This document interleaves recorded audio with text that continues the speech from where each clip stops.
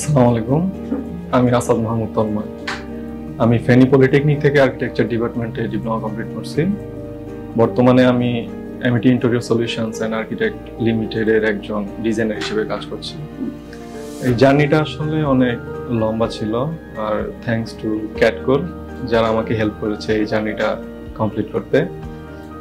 তো জার্নিটার শুরুটা ছিল আমার ডিপ্লোমা লাইফের শেষে, যখন আমরা ভাবছিলাম যে ইন্টার্নি করব, কোথায় যাব ইন্ডাস্ট্রিয়াল ট্রেনিংয়ে।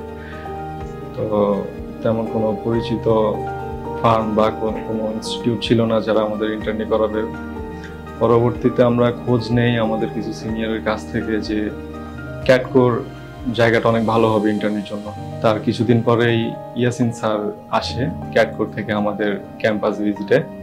তো স্যারের কথাগুলো এবং স্যারের প্ল্যানগুলো, কিভাবে আমাদের কাজ শিখাবে, কিভাবে কি করবে, ওইগুলো আমাদের অনেক মুগ্ধ করে।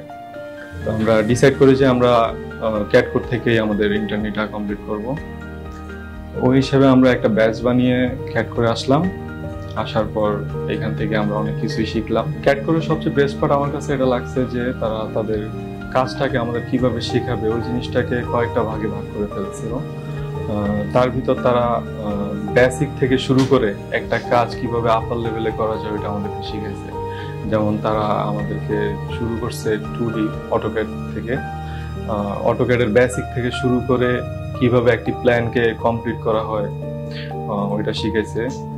একটা রেসিডেন্সিয়াল বিল্ডিং কেমন হওয়া উচিত, ওইখানে কি কি ফ্যাসিলিটিস থাকা উচিত, হ্যাঁ কোথায় কোন জিনিসটা বসবে, কি হবে, কেমন হবে, এক্সটেরিয়র ইন্টেরিয়র, এগুলো আমাদের শিখেছে। তাছাড়াও কমার্শিয়াল বিল্ডিং, ওইখানেও কিভাবে কাজ করতে হবে ওইগুলো বেসিক থেকে আমরা শিখতে পারছি ক্যাটকোরে। মানে আর্কিটেকচার জিনিসটা কি, আর্কিটেক্ট কি, এখানে আসার পরে আমরা বুঝতে পেরেছি। স্যার আমাদের অনেক হেল্প করেছে, অনেক কিছু শিখিয়েছে, স্যারের কাছ থেকে আমরা অনেক কিছু শিখতে পারছি। তো ইয়াসিন স্যারকে থ্যাংক ইউ এটার জন্য, আর থ্যাংকস টু ক্যাটকোর।